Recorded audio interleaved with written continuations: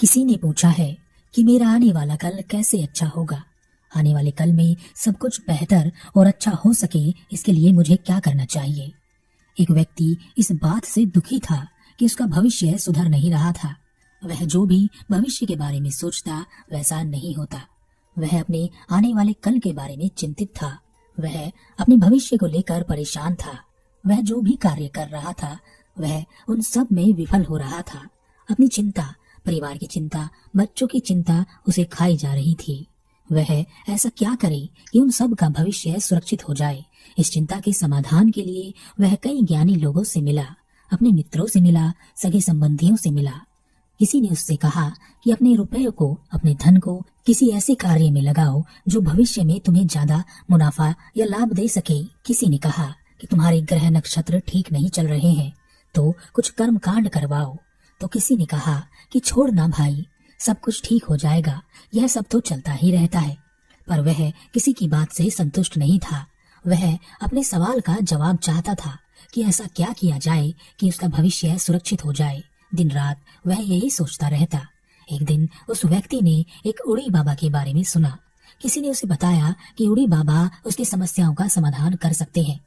वह व्यक्ति एक धन की पोटली लेकर उड़ी बाबा के पास पहुंचा और कहा, बाबा, मैंने आपके बारे में बहुत सुना है। मेरी एक समस्या है, अगर आप उसका समाधान कर देंगे तो यह धन की पोटली मैं आपको दक्षिणा के रूप में दूंगा। उड़ी बाबा ने कहा, यह तो ठीक है कि तुम्हारी कोई समस्या है और तुम उसका समाधान चाहते हो, पर जो तुम इस पोटली में मुझे कंकड़ पत्थर भरकर दे रहे हो, उसके बदले मैं तुम्हारी समस्या का समाधान तो नहीं कर सकता। मुझे तो कोई और कीमती चीज चाहिए। इससे पहले कि मैं तुम्हें बताऊं कि वह कीमती चीज क्या है, तुम मुझे अपनी समस्या बताओ। व्यक्ति ने कहा, मैं जो सोचता हूँ, जो करना चाहता हूँ, सब गड़बड़ हो जाता है। मैं अपने आने वाले कल को सुरक्षित कर लेना चाहता हूँ। मैं चाहता हूँ कि मेरा और मेरे परिवार का भविष्य सुरक्षित हो जाए। उड़ी बाबा ने कहा, अपने यह कंकड़ पत्थर यहाँ से हटा लो और मैं जो तुमसे कीमती चीज मांगूंगा वह तुम्हें देनी पड़ेगी। सोच लो। वह बाबा की यह बात सुनकर घबरा गया। उसने सोचा कि पता नहीं बाबा क्या मांगने वाले हैं। फिर उसने कहा, ठीक है बाबा जी, जो आप कहेंगे मैं आपको दूंगा। उड़ी बाबा ने कहा, मुझे तुम्हारा समय चाहिए। 1 महीना तुम मेरे पास रहोगे, मेरे जैसा ही जीवन जियोगे और जो मैं कहूंगा वही करोगे। यह सुनकर वह व्यक्ति बड़ा खुश हुआ। उसने सोचा कि वह तो सोच रहा था कि बाबा पता नहीं कितना धन मांगेंगे, पर बाबा ने मांगा भी तो क्या, समय। व्यक्ति ने कहा, बाबा मैं तैयार हूँ। बाबा ने उस व्यक्ति के सारे कपड़े उतरवाकर उसे अपने जैसे फटे पुराने कपड़े पहनने को दे दिए और कहा, आज से तुम आश्रम की साफ सफाई करोगे, देख रेख करोगे और मेरे लिए भिक्षा मांग कर लाओगे। वह व्यक्ति आश्रम की साफ सफाई करता, देख रेख करता और बाबा के लिए भिक्षा मांग कर लाता और बाबा आश्रम में आराम करते। 10 दिन गुजर गए थे। एक दिन भिक्षा मांगने जाते समय उस व्यक्ति ने सोचा, 10 दिन गुजर गए हैं और बाबा ने अभी तक कुछ नहीं बताया। खुद वहाँ आराम से बैठे रहते हैं और मैं यहाँ भिक्षा मांगता रहता हूँ। 10 दिन से भरपेट भोजन भी नहीं किया।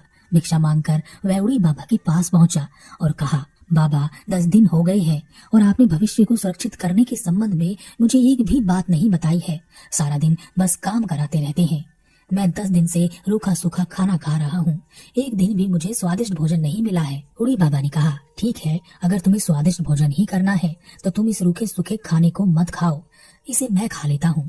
जब स्वादिष्ट भोजन मिलेगा तब तुम उसे खा लेना। यह कहकर उड़ी बाबा सारा भोजन खा गए। 3 दिन हो गए लेकिन उस व्यक्ति को स्वादिष्ट भोजन नहीं मिला और हर बार उड़ी बाबा सारा भोजन खा जाते। भूख बर्दाश्त से बाहर हो गई तो व्यक्ति ने कहा, बाबा ऐसे तो मैं मर जाऊंगा, मुझे बहुत भूख लगी है। उड़ी बाबा ने कहा, ठीक है, तुम मेरे साथ चलो, देखते हैं स्वादिष्ट भोजन कहाँ मिलता है। वह व्यक्ति और उड़ी बाबा एक गांव की ओर गए। वहाँ पर कोई मर गया था। उड़ी बाबा ने खुश होते हुए कहा, देखो देखो, कोई मर गया है, तुम्हारे भोजन की व्यवस्था हो गई है। 3 दिन बाद इसके परिवार वाले भोजन का आयोजन करेंगे, तुम्हें उसमें स्वादिष्ट भोजन मिलेगा। उड़ी बाबा और वह व्यक्ति वापस आ गए। 3 दिन गुजर गए और वह दोनों फिर से उस गांव में पहुंचे। उन्होंने देखा कि वहां तो कोई भोजन का आयोजन हो ही नहीं रहा था, बल्कि एक और अर्थी वहां से जा रही थी। जब गांव में पूछा तो पता चला कि जो व्यक्ति भोजन का आयोजन करने वाला था वही मर गया है। यह देखकर उस व्यक्ति ने कहा, बाबा मेरे प्राण निकलने वाले हैं, मुझे भोजन चाहिए। गुरु ने उसे एक सूखी रोटी खाने को दे दी। वह रोटी उस व्यक्ति ने खा ली। तब उड़ी बाबा ने कहा, हमने तो अच्छा ही भविष्य देखा था, पर उल्टा हो गया। पर कोई बात नहीं, 3 दिन बाद यह व्यक्ति जो मर गया है, इसके भोजन का आयोजन अवश्य होगा, तब तुम स्वादिष्ट भोजन खा लेना।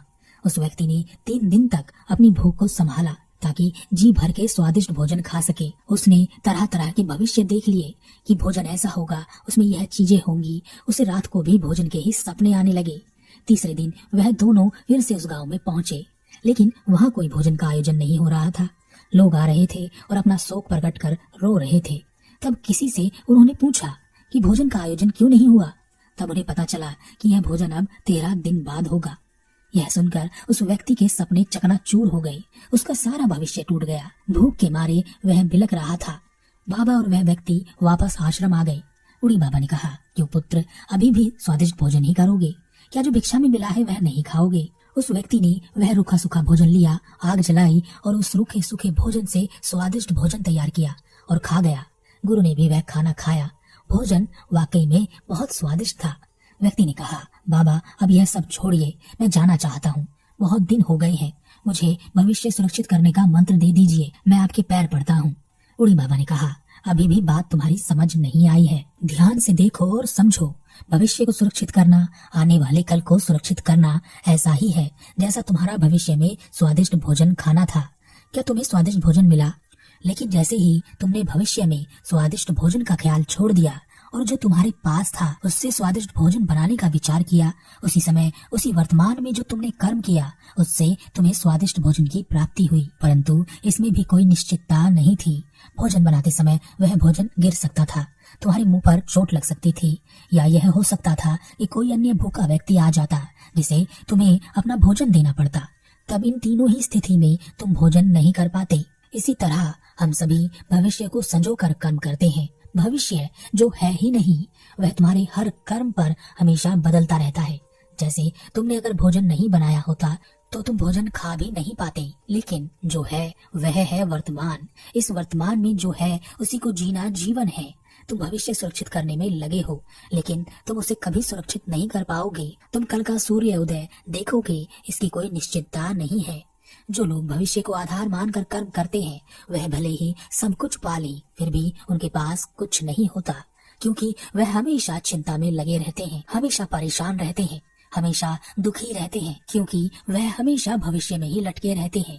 लेकिन जो लोग वर्तमान को आधार मानकर कर्म करते हैं, वर्तमान को सुधारने में लगे रहते हैं, उनका भविष्य अपने आप सुधरने लगता है।